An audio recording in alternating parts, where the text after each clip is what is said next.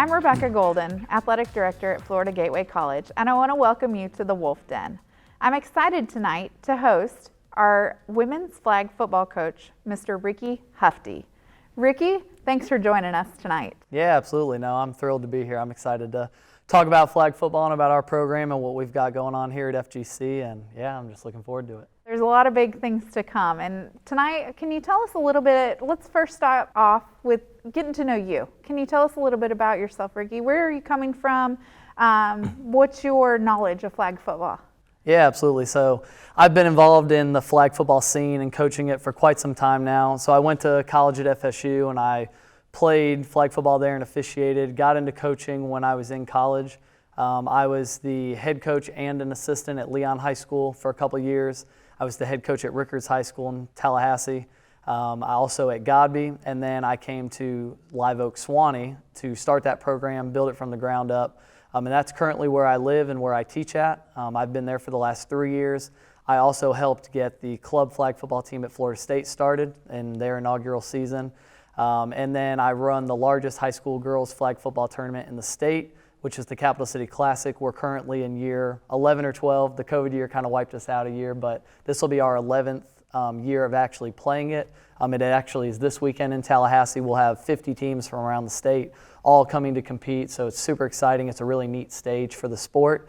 And then I have served on the Flag Football Advisory Committee for the FHSA, which is the Florida High School Athletic Association, and then also run the state all-star game for flag football. And then obviously with flag getting into college, which is something that so many of us have hoped and worked for so long, to see it come to fruition with the NAI and now the NJCAA is just such an exciting time, and so proud to be part of flag football, for Florida Gateway to be starting it and to have the opportunity to lead our program. I'm just overjoyed and can't wait to get rolling. Yes, no, we're excited to have you on board. We have a great lead in this role, and I'm excited to work together with you this year as we navigate what flag football looks like for FGC, and how we pursue that.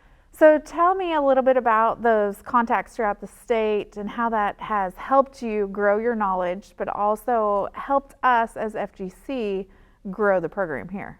You know, anytime, I think in any profession that you're in, and in life in general, you always try, or I think the people that are best at what they do, you approach things with a growth mindset, you know, and you're always striving to be a better version of yourself in what you're doing.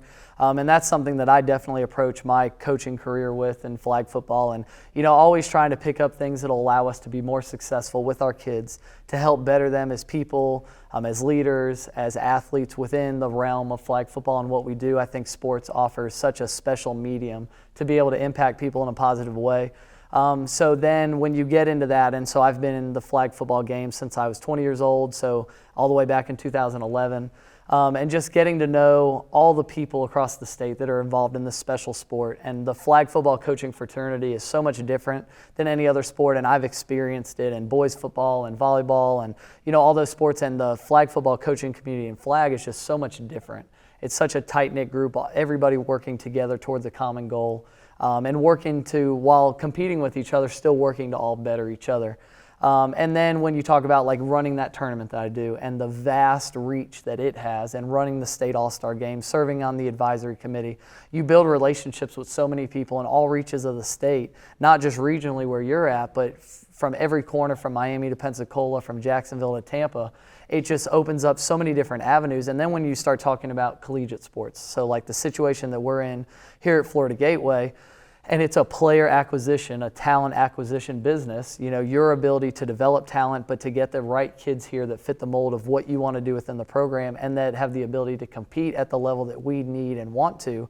Relationships are everything. So understanding and knowing what the talent looks like across the state, and then having relationships with the coaches across the state to be able to be referred to, or to be able to reach out to a coach and be like, you know, tell me about Ashley Smith, and, you know, what type of kid is she, what talent-wise, what does she look like? I mean, it's invaluable, and I think that it definitely puts me in a good position because of my relationships across the state, which I'm just so excited for, because it only benefits our program here at FGC. We have a great opportunity this year. The NJCAA has made flag football, women's flag football, an emerging sport.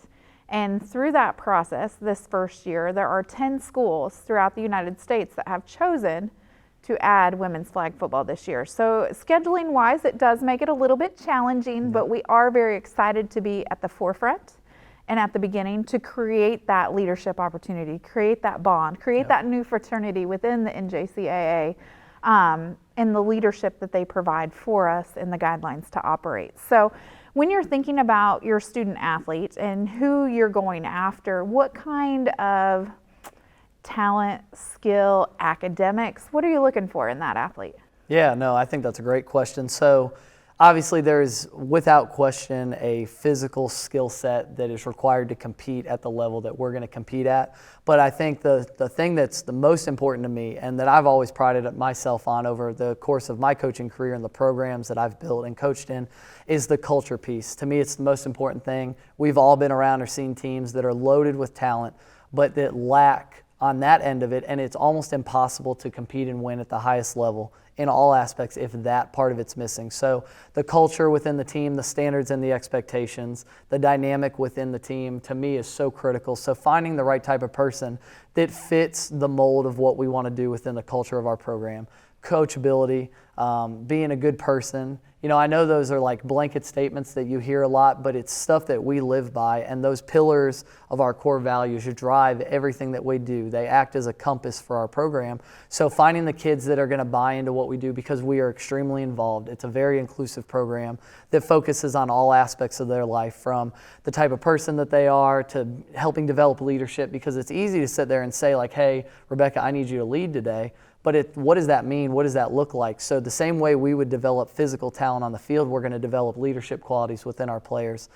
Stressing the importance of our academics. To us, one of my main goals, if not the number one goal in our program, is to have 100% graduation rate from all the kids that come through our program, so that they do set themselves up to be successful beyond the time that they play flag football, because at some point flag football is going to end. Like it just is, that's reality. So what have you done to put yourself, and what have we done to help put our kids in a position to be successful for the rest of their life and be phenomenal young women that are going to be great mothers and be great wives and be great people in their community that'll help constantly benefit their communities going forward.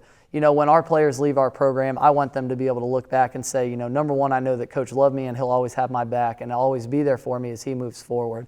Number two, that it was one of the best decisions that I've ever made. Through that, you know, being part of this program, and that it was some of the best experience that I've ever had in my life.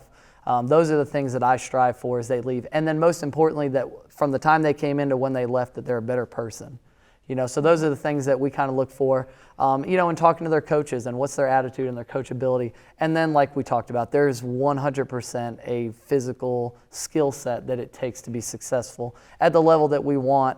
And flag football is a game of speed and space, you know, so athleticism, ability to cut, ability to move in space fluidly with control of your body. Those are all things that kind of allow you to be successful in the game of flag football. And FGC really prides themselves on our academic success.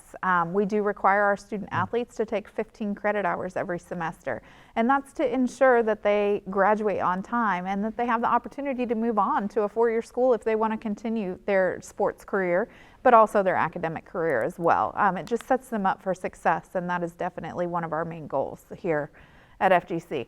So tell me a little bit about offense, defense. You talked about how it's a speed game. What are the main differences that, if I'm a fan, I don't know a whole lot about flag, what am I looking for? How do I know that you're doing the right thing, you're being successful? You know, those key pointers. What are some things we should look for? So flag football at its core is 100% football. You know, so for those of you that are diehard football fans that love it to its core, you're going to really enjoy flag football, because at its core it is all football, but it has a lot of different intricacies to it. It's a different game. So it's a game of speed and space. It's played with 7 players on the field on offense and 7 players on defense. There's no offensive or defensive line the way you would think of in boys football, where you're physically blocking somebody, hand-to-hand combat. There is blocking. It looks more like screen blocking in basketball. But it's an extremely fast-paced game and a very aggressive game. That's the way that we're going to play both on offense and defense. A very aggressive, attacking-oriented style of offense, stretching the field horizontally, sideline to sideline, but also vertically, because you're trying to work to make the defense's ability to squeeze windows hard. And then on defense, same thing, being multiple, being able to show multiple looks on defense to cause confusion for the quarterbacks, because as flag football has evolved, the coaching, the scheme, and the quarterback play has gotten so unbelievably good, it's really hard to just sit in one defense the whole time. So we are going to be very multiple and aggressive. We're going to try to create a lot of pressure of opposing offenses. To the casual fan or somebody that is familiar with boys football, you'll see defensive structures that are similar. So in flag, we'll play cover 2, where you've got 2 safeties back and they have deep halves. Or cover 3, where there's a corner on each side and a safety that are playing deep thirds. And then how you pair that with coverage underneath. There's a single rusher, so as opposed to having like a full defensive line that rushes the quarterback, there's one rusher that rushes as soon as the ball is snapped. And then from there, your ability to move your hips. Flag football is a game of hips. The flag belt is obviously located on your hips, so being able to extend plays by causing people to miss through moving your hips, but then also pitching. So there's no fumbles in flag football. So there's no fear of losing possession by the ball hitting the ground. So a lot of plays are extended by pitching, being in pitch relation with your teammates. And that's such an exciting thing, because you're running down the field and you think that that player is about to be tackled, and all of a sudden the ball is pitched to a teammate and they're still running for 20 more yards. So it is a very, very fun and fast-paced game. At the high school level, when you're trying to get involvement in your school, we always used to talk about the fact that the sport recruits itself. You get these kids out there, you invest into your program and make it something they want to be a part of, but then they're just hooked once they get out there. These kids that have been lifelong basketball or soccer or track kids, they get out there and they experience flag, and it's such a different environment. It's so much fun and fast-paced. We're allowing girls to be part of such a great game, which is football, and it just hooks them from the start. So we score a touchdown. Do we get 7 points? Good question. So another difference from boys football. So you score a touchdown at 6. There's no kicking in flag football except for punting. Okay. So there's no extra point. There's no goalpost on the field. You essentially run another offensive play. So you elect to go for 1 extra point, 2 extra points, or 3. So if you go for 1 extra point, it's an additional offensive play from the 3-yard line going in. If you go for 2, it's from the 10-yard line going in. And then if you go from 3, it's all the way back from the 20. So you don't see many people go for 3 unless you're just end of the game, you're down by 9 and you have no choice. Sometimes you see people go for 2, but the percentage of being successful drastically decreases. I'd say 98% of the time teams go for 1. So if you score and you get the extra point, you get your 7. Okay. So in your coaching career, have you ever gone for 3? I'm trying to think. I've never gone for 3. I've had to go for 2. Okay. I had to go for 2. We were in a double overtime game at Bellevue. Excuse me, it wasn't overtime. It was end of regulation. We were down by 8. We scored. We had to go for 2, and unfortunately, we were unsuccessful in that moment. But I've never had to go for 3. Okay. Hopefully, we don't have to go for 3. Okay, just out of curiosity. A team is tied. We go into overtime. Do we go into double overtime? Or we go into sudden death? How does that work? Yep. So overtime in high school or in flag football looks a lot like boys high school football or college football. Okay. So you would start on the 10-yard line going in. You have 4 downs to score. Each team has an opportunity. Okay. And so if I'm the first team and I don't score, I'm the second team and I do, the game's over. If both teams score and it's still tied, or they don't score and it's still tied at the end of overtime 1, then you go to overtime 2 and you do the same exact thing and you play until you have a winner. So it's sudden death at the end of each overtime. Okay. Okay. So, Good to know. That's a little different too, you know? Yeah. Every league has a little bit different rules, it seems like. Absolutely. So if I'm a student athlete and I'm interested in playing flag football at Florida Gateway College, Ricky, what do I need to do to get in contact with you? How do I reach out to you and express that interest? Because you're still in the recruitment phase, correct? Yes, absolutely. So what do they need to do to reach out to you to contact you?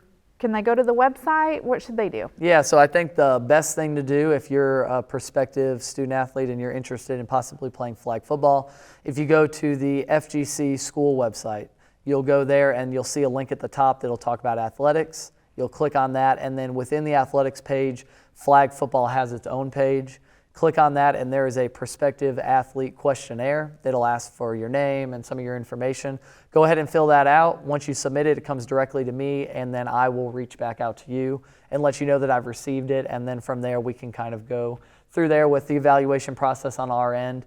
Another thing is you can always communicate with your high school coach, and then they can work to get in touch with me, but you have direct access to us within the program by going through the FGC website. And also Ricky's telephone number and email address is also on that flag football page. So if you need that, or myself too, I'm also on the athletics page. My email is rebecca.golden@fgc.edu. If you have any questions or just need a little help, please reach out to us. We're always here to help. So Absolutely. we're excited about this upcoming season. We're excited about the recruitment class, everything that you're going to do here, Yes, Ricky. I know you're going to do phenomenal things this season, and we can't wait to get 22-23 underway and see what competition we have within the NJCAA and get started. So thank you for coming tonight. I appreciate your time, and go Wolves. Go Wolves.